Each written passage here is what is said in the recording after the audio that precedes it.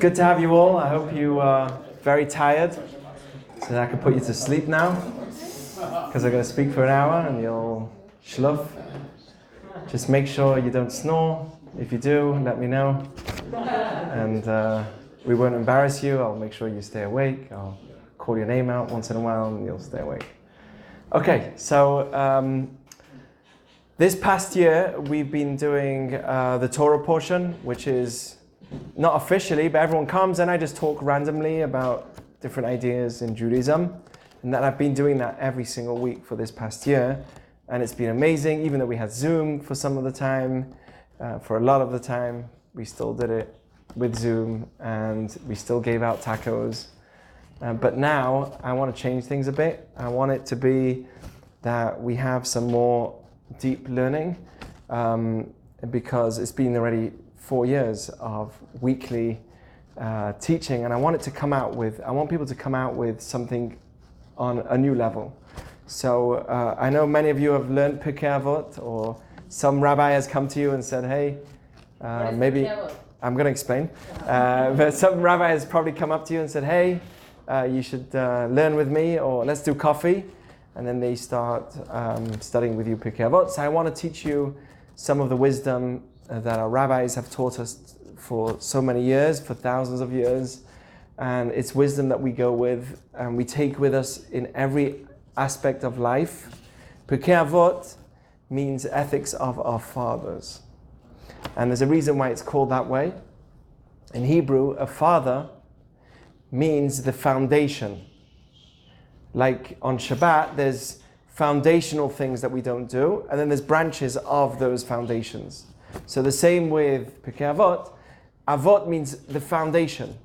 So even though I'm going to teach you some very foundational ideas, there are many aspects that you won't be heard, but they all branch out of this. Let me give you an example of a teaching that it says, and that can answer the question of why it's called Pirkei Avot. There's another thing that people say about Pirkei Avot, is that it's called Pirkei Avot so you should know. It's not just an idea that was taught a year ago, 2 years ago, but it's been something that we as the Jewish people have been living with for thousands of years. So that gives weight to the words. By the way, if you do speak, it's always good in public. If you quote something, quote the book, quote when it came, when the guy wrote it. If you quote something, go deep into the quote. And the reason for that is because it gives weight to the words that you're giving over. Everyone's like, oh, okay, he's got something smart to say. He's really quoting that thing well. So it's important that when we learn Pirkei Avot, we call it Pirkei Avot. It's from our fathers. This is not something that just has happened 100 years ago, 200 years, 3,000 years of Jewish history. But Pirkei Avot was written about 2,500. It's a section of the Gemara. It's a section of the Talmud. And it was written when the rabbis realized that many, many Jews are getting dispersed around the world, and they decided, okay, we're going to have to write down the oral Torah. You know that the Judaism came with two parts. The written aspect, which is just the letter of the scroll. And then there's the explanations of the letters of the scroll as well. In every book, in every business, or every job that you take, there's the general rules, but then there's also someone there to help you and guide you and explain things to you on a deeper level. Well, Judaism's like that too. We have the letters, but then there's also like the explanations that come with it. So Pirkei Avot also means it has weight to the words. So when you see the messages that are in there, you're like, oh wait, that's a heavy quote. It's not just someone randomly teaching this to me. This is stuff that has thousands of years of history and success as well. It's worked. So I'll give you an example. It says, Al tehi kal lerosh. It says, be light to leaders. So let's say you're in a job, you have a job, and you have a boss on top of you. If you don't have a boss on top of you, you always have a boss on top of you. That's why I wear a kippah, right? Because God's on top of it. But when it comes, it means it's also referring to God and everything else spiritually, but also in work. You go to work and you have a boss and he says, I want you to do this and this. Some people, they get jobs and they're in and out of their job. They get in a job and then after a few weeks they didn't manage. My boss was annoying, that next one. This one was annoying me, that one was annoying. It says, Haveh kal lerosh, be easygoing with your boss, with your leader. He says, yeah, I want you to do this. Yeah, okay. Don't get into that big friction with him or her, because that's the way that they want to feel. Because they have that leadership role, all you have to do is be easy with it. If you're going to fight with it, it's going to cause you lots of problems even though you don't need to. And a lot of times the things that they talk about is pointless anyway. It's a meeting and there's this meeting that's going on for 2 hours and I think that we need to do this. If I'm able to just say, okay, and fold, most times a lot of these things won't even happen. And then it says, V'noach latishchoret. It says also be easy to those that are young. Tishchoret means with black hair. Those that have black hair, meaning be easy with those that are young. A lot of times the people that are young, this is talking to the boss, you be easy with the people that are young. What happens is young people, they say, oh, I'm energetic, I need to go around. They make mistakes, like a child. I look at my child and he makes a mistake, drops the cup on the floor. Well, he's only 2 years old, 3 years old. 3 years ago he was born. What do I expect more? I imagine my child to be the same way I am. I'm 35 years old, my child should be my age. My child should be like me. But what do you mean? I have 35 years of living experience and my child's only got 3 years of living experience. This is what Ali Shul says, one of the great rabbis say. How can I explain? So it says, be easy with the black-haired, which means the young. Because a lot of times they make mistakes, and what happens as someone who's more experienced, they say, why did he do it? But wait a second, that person's learning. Someone who's new, we need to be easygoing with them. So when I see these words, I could either say, oh, these are heavy words, or I could say, they have history, they have weight to them. It's not just a teaching. Let me really think about it. That's why it's important when you teach or you say something, if you quote, make sure you talk about the quote that you're coming. It was written in this year. It came from this. Give weight to your words. So that's why it's called Pirkei Avot. There are many reasons, but I want to really get into it and tie it into the people that are here. Your life, dating. There's a lot of messages about dating and in every aspect of life. But I want it to be that we can go through a lot of the teachings in Pirkei Avot, and after a year or whatever time that I'm here doing these talks, whenever you can come out with something that you'll say, wow, I learned something new that I never thought about. Okay, so like I said, this was written, Pirkei Avot is one of the sections of the Talmud, and was written about over 2,000 years ago. So we're talking about words of ethics, of living with a lot of wisdom and a lot of guidance.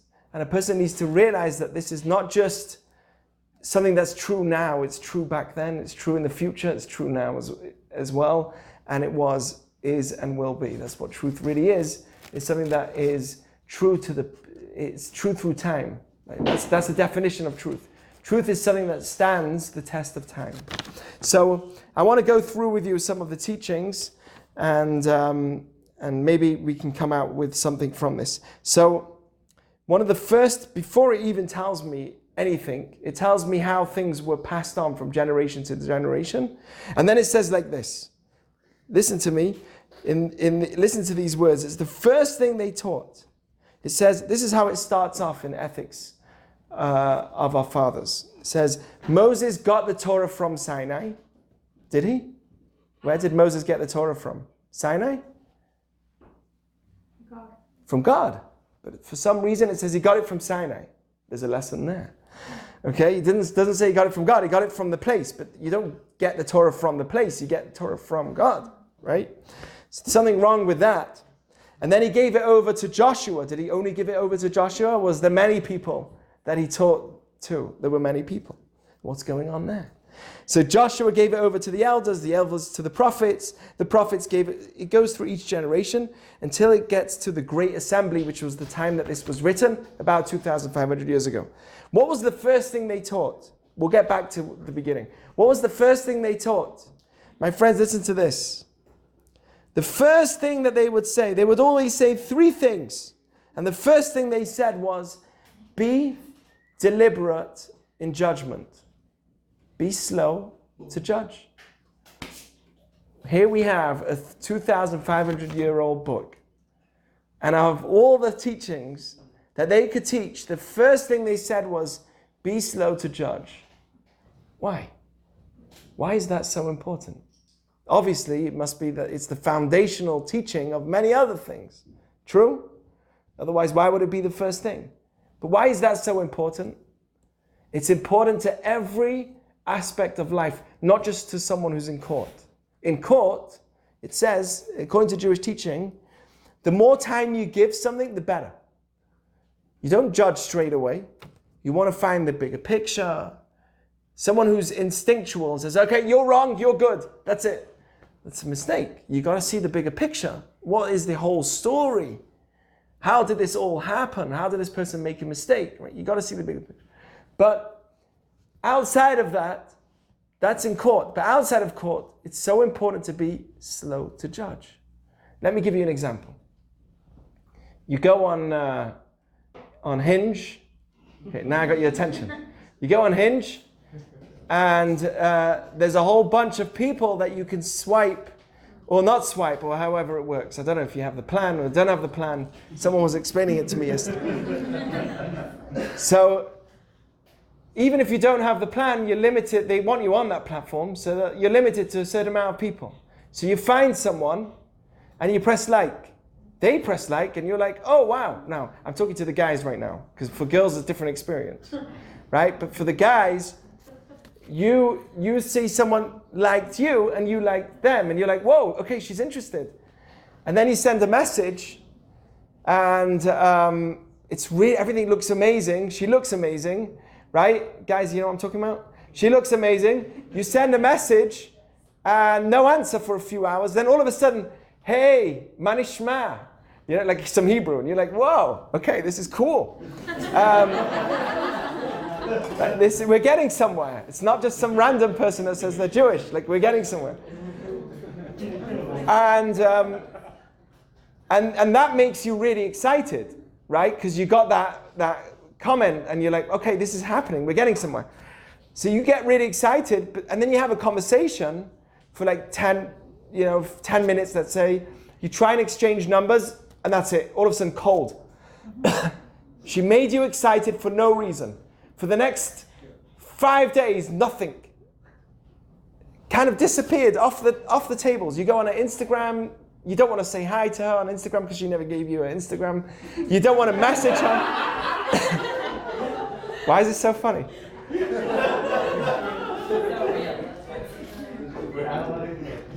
Wait, you go onto the messenger, you go onto Instagram, you don't want to do that because then you look like you're stalking, and that's weird. You want to be a cool guy, so you don't want to do that. So what do? You wait. But you got excited. Now why is all this happening? First of all, I'll tell you why it's happening. Because Hinge is all, as much as it can bring you somebody, I've seen people that actually got married because of Hinge. But it can also, has anyone else seen somebody? Yeah. I've seen one person so far who actually told me they got married through Hinge. But maybe because it's a new app. The new app that will come out after Hinge, the better one, maybe that would make it work. No, I'm just joking. But first of all, the apps are a disaster in many ways, unless you know how to beat the algorithm, right? Unless you can beat the algorithm, they're a disaster in many ways. But what's the problem? Why is it that a good-looking guy, right? You tick all the boxes, you put on the best pictures, and you find somebody, and she ignores you. What's happening? Why is that happening? Now, so most people tell me because there's too many options. Because we're in the swipe culture, it's like maybe there's someone better out there. Right?Maybe there's someone else out there. I had that guy also message me. And that guy, by the way, for girls, tell me if this is true, you can't put the notifications on. Right? The notifications of Hinge. Would you be able to put it on? Okay, you don't even know what to, thank God you don't know what I'm talking about. But you can't put your notifications on, true? If you can't, no, you can do it, but you won't want to, right? You'll get driven mad every 5 minutes. True? Anyway, maybe you don't know what I'm talking about. For a guy, it's somewhat, he needs to make the initiative. That's how it works a lot of the times. But for there's so many. What am I going to do? Is this sounding foreign to everyone? Okay, so wait a second. Let me tell you what really happens. It says, be deliberate in judgment. Be deliberate in judgment. I'll tell you what happens. The reason why many times, and girls can say this if this is true, right? Tell me if this is true. I believe the reason why many times someone does not answer is because they don't want to get into something before they know that person, and they don't want to get that person hyped up about something that might not work out because I don't really know you yet. Tell me if that's true, right? Girls, does that make sense? Are you going to say no? Yeah, you can say no, right? But does that make sense? Meaning the real reason why when you get somebody answering you and you'll say hi to them, and a lot of times you feel uncomfortable to respond again, is because you feel like that guy is going to get excited about you, that you're responding, and it's a danger if he gets excited because then it's going to be too much, and I don't even know if that guy's for me or not. I need to first find out if it's... Does this make sense? So, what? It's complicated? Yeah, go on.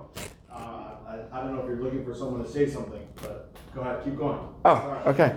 I am looking. If anyone wants to say something, please throw in your thoughts. But here's the issue. First of all, the fact that I have so many options definitely, it's like going to a small supermarket, okay? And you have 3 cereals available, 3 types of cereal. 3 types of cereal. You make a choice. You want cereal. You'll make your choice and go. But when you go to a massive supermarket and you have thousands of cereals to choose from, right? Then the person's like, okay, which one do I choose? Are you crazy? There's a whole aisle of cereals. Why are you not choosing one? Yeah, because the problem is I have so many to choose from. Now I have a difficulty in choosing some. So there is truth to that as well. What's the answer? How do you solve it? How do we solve it? I'll tell you how we solve it. I think that we need to open our minds a little bit and think of it like this. We need a middle person to vouch for you. If that would happen, it would break all the barriers.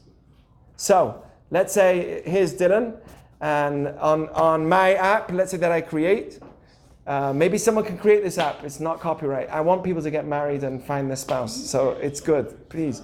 But let's say I like Dylan. I can vouch for Dylan on the app, as opposed to Dylan going through the awkwardness of privately messaging random people. I can vouch for you and they can reach out to me. So that way, there's no awkwardness saying, okay, he's cute, can you tell me more about him? Right? Wouldn't that be easier than having to directly respond to the person and being scared of hurting their feelings and being outright in front of them? That's called a shadchan in Judaism. Right? The traditional way is using a shadchan. By the way, algorithms is a form of using a shadchan, right? It's using a middle ground to help me. But it's not, because at the end of the day, there's awkwardness, because at the end of the day, the person's going to message you directly, and there's is he stalking me? Is he another weird one? There's so many weird ones out there. I don't know. Can I trust him? I don't want to say no. I don't want to say yes and get his hopes up high. So we'll just leave it in between. Maybe I'll get him high a little bit, but then I'll back off for a while, and then I'll get him high again for a while, and then back. There's no middle ground. That's really one of the ways of helping, is to having a middle ground. Someone that would vouch for you. Maybe there could be a way that the app would work in a way where a person that vouches for you is the one that does the communication, and that would break a lot of barriers. Anyone think of that? What do you think? It's not because of religion that I'm saying this. I'm saying this because I think that's a really powerful way of doing it. Does anyone understand? Does it make sense? It sounds like LinkedIn, but with Ant. Wait, LinkedIn, someone vouches for you? No. You can vouch, someone knows the program, or because You can put in like skills and someone can come in and vouch for those It's an skills. endorsement. So it's literally the same thing with Hinge.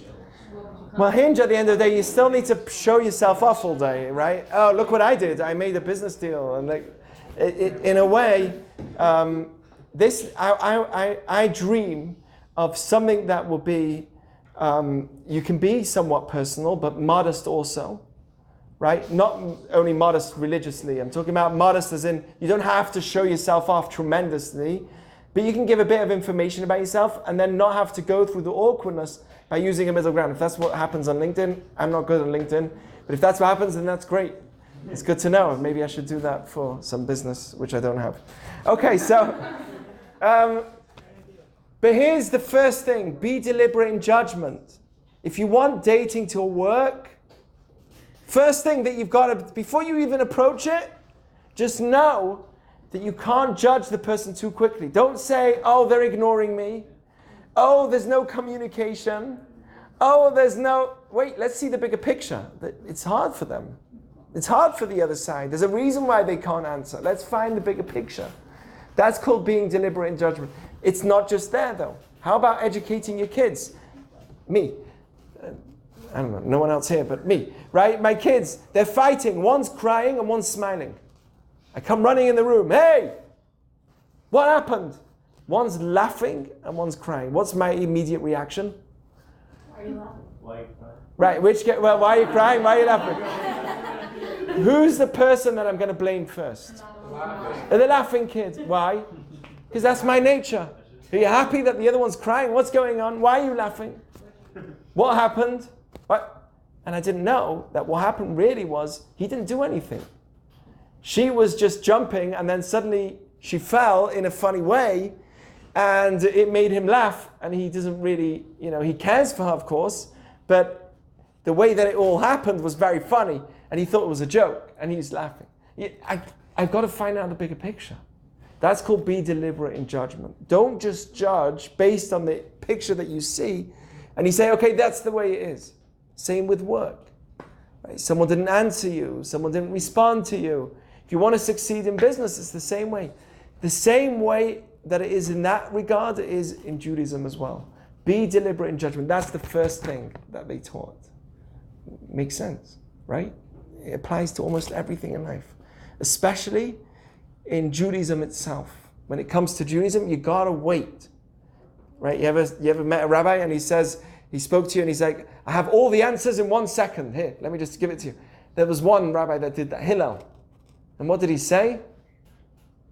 What you don't want done to yourself, don't do to others, right? He didn't say love your neighbor like yourself, love your friend like yourself. That's what the Torah says. He said, what you don't want done to yourself, don't do to others. He said, the rest is commentary, go and learn. But you still have to go and learn. You see, Judaism will never be able to, also with Judaism, you can't say, oh, I don't understand it. It says in Tehillim, we say every Shabbat, Uksil le'avin etzot. A fool always says, I don't understand this. I don't understand this. And you're like, wait a second, please. Right? If you're Israeli, wait a second. There you go. Right? I want to explain to you, it's not just about this. There's a bigger picture. What does the fool say? No, I want to know this. This. Explain to me this. This part, I want to understand why. Wait a second, there's a bigger picture. What does the fool do? Focuses on one aspect and is not able to see beyond. Does that make sense? That's why it's really important to be deliberate in judgment also in your Judaism. There's some questions I have. How can it be? How can it be scientifically that the age of the universe is so much older than the age Jewishly? Oh, I have that's it, I'm done. This doesn't make sense, I'm done with my Judaism. Wait, be slow to judge. Let's find the bigger picture. That is the first thing they said, because it applies to your spirituality, it applies to your dating, it applies to your job, any aspect of life. You want it to move forward, be deliberate in judgment. That was the first thing they taught. So powerful. The words have weight, 2,500 years. Words of our fathers. These are words that have been going for that. They make sense. But only because it's not just something that anybody said, it's people that lived by these principles for so many years. So let's go back to the original question. How did it start? It said, Moses got the Torah from Sinai. Why from Sinai and not God? Should have said, Moses got the Torah from God. Why did it say Moses got the Torah from Sinai? I'm going to teach you something that's mind-blowing. You ready? Something that's really eye-opening. You ready for this? Okay. Judaism's not only about what I'm teaching, it's about how I'm teaching. What happened at Sinai? Sinai teaches me humility. You remember the great story, the Midrash, that says that Sinai was the mountain that the Torah was given on. It wasn't given on a massive mountain, on a small mountain, nor was it given on a valley. It wasn't given in a valley. It was given on a small mountain to teach me that I have to have humility. And who was the most humble of all people? Moses. He was the most humble. So it says, Moses got the Torah from Sinai. He got a message. He got the Torah from God, but also from Sinai he got a message as well. He got a Torah message from Sinai. The way that the Torah was given also has a message. What does that teach me? Well, if you have a movement that you care about, let's say you care a lot about vaccines, or you don't care so much about it, or you care about masks, or you don't care about masks. Okay, somebody's going to get angry with me. How did I say that there's even a question that you don't care about masks? How can it be that there's even a question that you don't? That's not what I'm saying. I'm just saying there's people that have opposing views to you. You have a view that you want people to believe in. It's a value that you stand for. What's the way that you push the value? That is important too. I remember being on camp at the university, and excuse me for saying this, there was different religious groups when we were in Oregon. So the different religious groups, and they would stand on their campus. But there was one group that were very aggressive. They got banned from campus. It was a certain Christian group, certain type, and they got banned from campus because they would come every once in a while and they would scream at people. And he would scream at people for the way that they were dressed. And he'd say, "You're going to hell!" And he even came up to me and told me that I'm going to hell. It was fantastic. So if you have a message that you really believe in and that you think is very important, it's also the way you give over the message that teaches me about the message itself. Do you understand? It says tzedek, tzedek tirdof, pursue justice. It doesn't just say pursue justice. It says justice, justice shall you pursue. Not just pursue just tzedek, goodness, right? Don't just pursue justice twice, double. Why? What does that mean? What does it mean, pursue justice with all your might? Double. Some explain it means that when it comes to justice, give it your all. But there's another explanation. Justice is talking to the way you pursue justice. Pursue justice in the way of justice. That's what it's saying. Justice, justice shall you pursue. The way you pursue justice should be done in a way of justice too. I want people to listen to me. Therefore, I'm going to take out my knife and force you to, right? That's not a just way in itself. You believe in a just cause, but then the way you pursue it isn't very just. For instance, the Soviet Union, right? They believe that we've got to all be united and socialist or whatever it was, right? So what happened though? It was a very nice idea. It didn't work. Human greed or whatever it is, right? So it didn't work. But what's the problem? What was the bigger problem? It didn't work. But the way that it was pursued, that was the biggest problem. How many people died with the pursuit of their just cause? How many people were killed? That's scary. People that stood up and wrote books, even Hitler, in his own eyes, was pursuing some form of justice. But the way that he pursued it wasn't just in itself. That's what the Torah tells me. Justice, justice shall we pursue. Also the Torah, the way it was given to us, That in itself has a message, and that teaches me the beauty of it. If you get a letter from somebody important, like the president, you get a letter to your door and it's from the president of the United States. What's the odds that it's really from him? For sure. It's fake, right? For sure it's a fake letter from fake news. Right? For sure. What are the odds it's from him? 0. Let me ask you a question. What happens if the whole entire road was closed down and there are police officers everywhere and someone knocks on your door and he says, here, there's a letter here from the President of the United States of America. Would you believe it now? It's a different story. Maybe, but definitely a little bit more. Because the way that it's delivered matters, not just the delivery, not just what is delivered, also look at the way it was delivered. Sinai was the entire Jewish people, a unique thing that happened with the Jewish people. It wasn't just one person. It wasn't just one person that said, I saw God. It was 3 million people at least, if not many, many more, that were there that said they saw God. It's a different story, right? Not just one person. So when it comes to pursuing justice, we have to ask ourselves, am I doing it? How am I doing it? So anyway, Moses got the Torah from Sinai. He got 2 things from Sinai. He got the Torah, and he also got a message of how it was given, and the message of humility. That's why it says, Kibel Torah mi Sinai. Isn't that beautiful? And he gave it over to Joshua. Didn't he give it over to many people? It says he gave it over to Joshua. What was special about Joshua? And then the elders, then the prophets, and then the prophets to the great assembly. Let me tell you about each one of these. Fantastic idea. What does Moses taught me? Humility. What did Joshua teach me? The Midrash says that the person that led the Jewish people after Moses died, we know was Joshua, but Moses was confused. He said, what about my kids? I have 2 amazing kids. Why aren't they going to be the leaders? And he was told that although they are great, but there's something special about Joshua, which was Lo Yamush mitoch ha'ohel. He was constantly devoting himself to Moses. He would follow him everywhere, learn from him, ask him questions, ask him advice. He would write notes. He was one of those kids that runs behind the professor, saying, what is it that you could teach me more? He was someone that was devoted.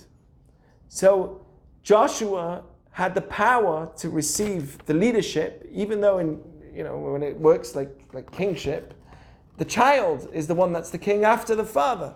The next child is going to be the king, but not with leadership. Leadership is not like that. In Judaism, it's more about who that person is, much more than what family he's from. Joshua was not from Moses' family. His own kids did not receive the leadership. It was Joshua who received the leadership. Why? Because he was devoted. So the second lesson that we learn about the passing of the Torah in the next generation was the idea of devotion. The elders, after the Joshua came along and his generation came, there were the elders. There were many zkenim, the elders, old people that were the ones that they remembered. They lived for many years and they remembered. They were people that were diligent. They stood strong. They were there for many, many years studying, never giving up.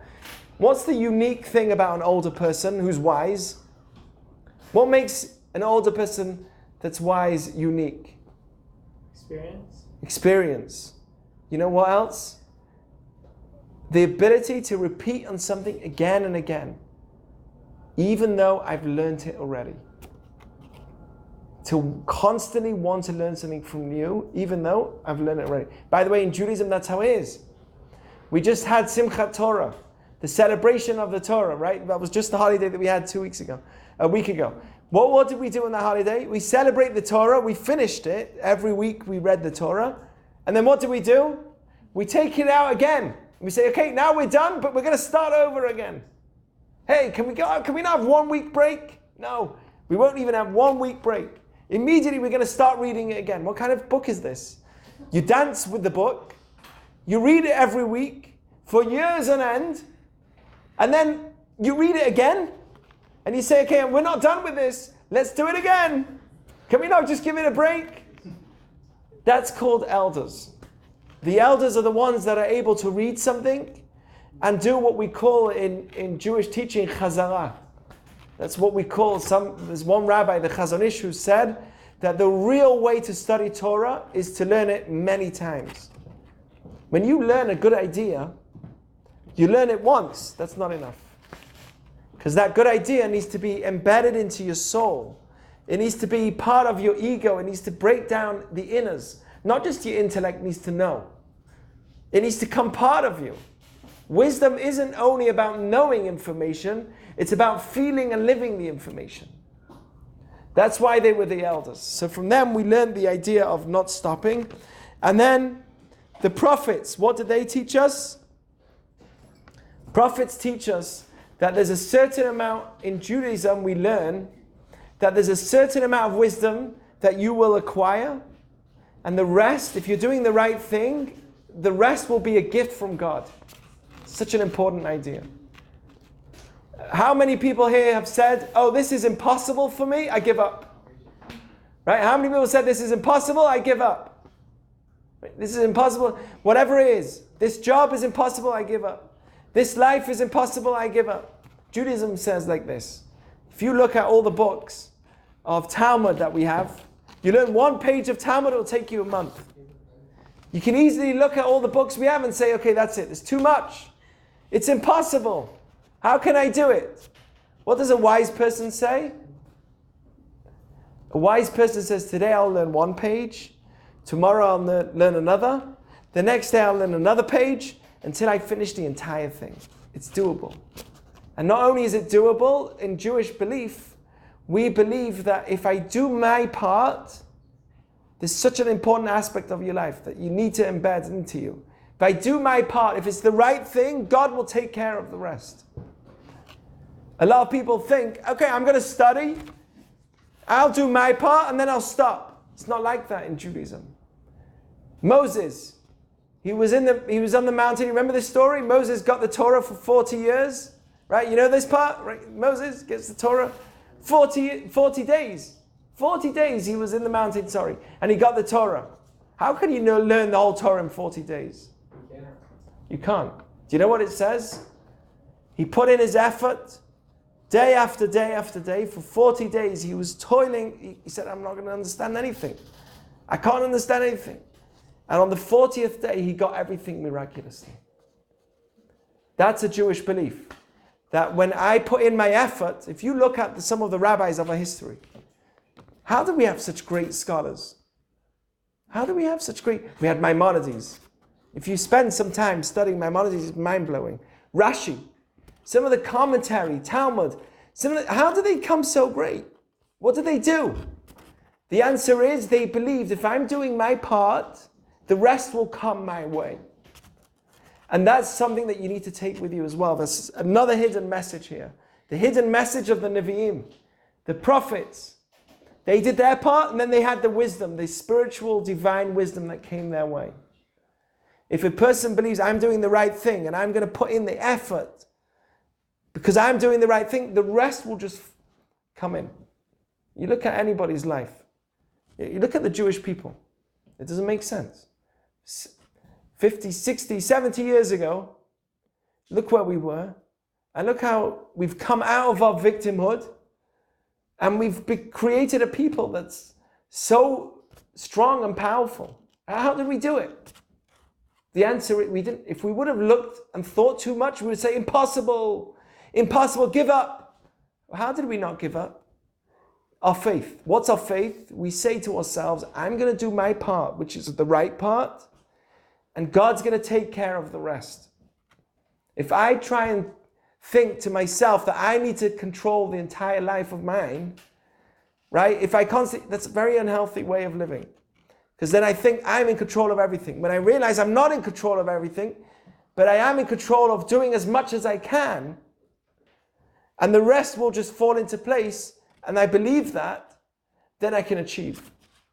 The people that have faith, people have told me, people with faith, they can't achieve anything. So why?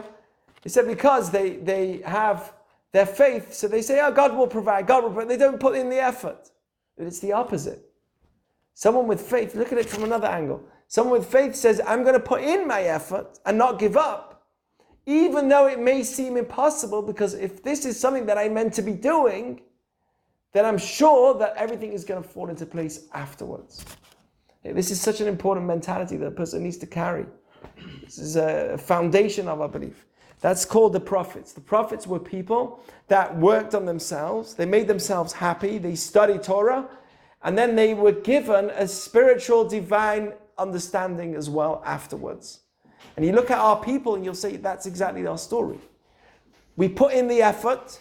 We didn't give up. We said, okay, we're going to build our homes. We're going to do whatever we can, whether it was here after the Holocaust, whether it was in England, Europe, Israel, fighting a war. And guess what happened? Look what it is now.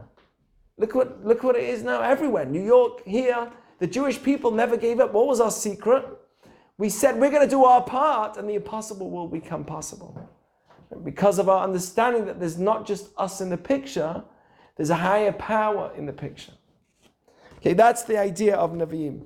And finally was the Anshe Knesset HaGedolah. They were the people that were able to put everything into application. They wrote the Siddur that we have. They put everything into writing and made it all applicable for us. So they were also the ones that taught us the idea of application. What was the first thing they taught? What was the first thing they taught? What was the first message? Do you remember? I was talking about it in what? Be slow to judge. Be slow to judge. Be deliberate in judgment. That was the first teaching that they did. They said two other things, but we'll leave it with that. The very first thing they said was be deliberate in judgment. Why? It's the foundation of everything else. Look at life.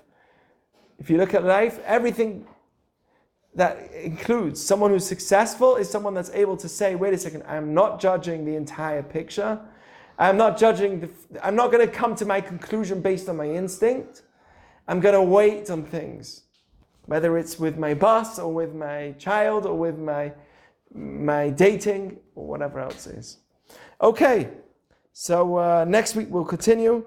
I'll just tell you the last two things that they said and then we'll finish off. They said, have many pupils, have many students. Okay? Now, they didn't say have one or two. It used to be there was an argument between Hillel and Shammai. Shammai would say, I only want the best of the best to be friends of mine, to come into my study hall. I want my school to be the Harvard of Jewish schools. That's what Shammai said. And Hillel said, no, I want my school to have everybody in it. Anybody in it. If you're interested, come. Who was the right one? Why do you think Hillel's right? Maybe it is better to have an exclusive place where only the greatest of the smart are. Well, that's for sure, but there's also the aspect of wisdom, mental ability. When people study in a study hall, they would study real deep wisdom. It wasn't like they were just talking about how to be a good Jew. They were studying real wisdom. I would say that Judaism isn't selective. Otherwise, it's kind of just, everyone dances with the Torah. Everyone's like part of it. So if you're just going to be selective about it, people are just not going to come forward. Right? We're not selective. Everyone should be included. And then what can happen? And then people will just run away from it. Maybe just and then you'll have Well, if you're exclusive, then many people will run away. But you'll get the best of the best, right? Yeah, but then you only have those people to just be center of Judaism, and then everyone else will just go off to... Right, many people will just leave. I'll tell you something that I'm just going to say what you say and strengthen it a little bit, okay? Hillel said that from the worst of the worst, how are you to know who's the best and who's the worst? You see a hyper child. A child that's young and he's hyper. What do we judge? What do we say straight away? Worst kid. He's not listening. ADHD. Do you know what he is? He's a big soul in a little body. That's what he is. Right? You see a hyper child, it's a big soul in a little body. That's all. How can you say that that's someone that's incapable? You don't know the potential of every person. And that's exactly what happened. In Hillel's study hall, they had thousands of people. And Hillel said, where's the youngest one? There was one that's in the far corner. The youngest one. His name was Rabbi Yochanan ben Zakkai. He said, that's the one. They said, no, he's young. He's not really into it yet. He said, that's the one that's going to be the leader of the future people. What? Yeah, him. And that's how it was. Yochanan ben Zakkai was the one that saved the Jewish people at some point. We never know the potential of somebody. If you include everyone, you don't know the power of each person. We can't judge. Sometimes they're hyper, but that doesn't mean anything. That means that they have a lot of potential. So that was the second thing they said, is have many students. It's connected, by the way, to judging slowly. And the last thing they said was make boundaries for the Torah.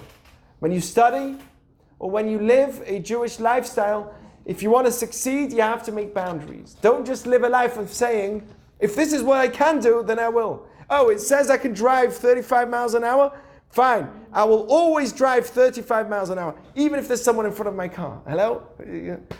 No, that's not how it works. You don't live to the letter of the law. You live above the letter of the law. Right? If you're in a relationship, that's how it is. If you love someone, and you really love them, you won't just say, oh, okay, oh, you need me to help you? Fine, I'm coming. What do you want? A drink. Okay, quick, I'll get you a drink and run. That's not how it works. If your love says to you, hey, can you get me a drink? You'll say, what type of drink, honey? Right? What type of drink? Do you want food with that too? If it's someone you love, what would you do? You'd go the extra mile. That's what it says here as well. Asu siyag laTorah. Make boundaries in your life. Don't just say, okay, this is what I'm meant to do, this is what I'm not meant to do. Also, a person needs to understand that there's things, even if I can do it, I can control myself or not. That's someone who's strong, someone who can make boundaries. Anyway, so those are the three things they said, and we'll continue next week with different wisdom. There's so much wisdom to learn, but this is it for now. And thank you all for being here and joining, and it's been fun. Okay, are there any questions?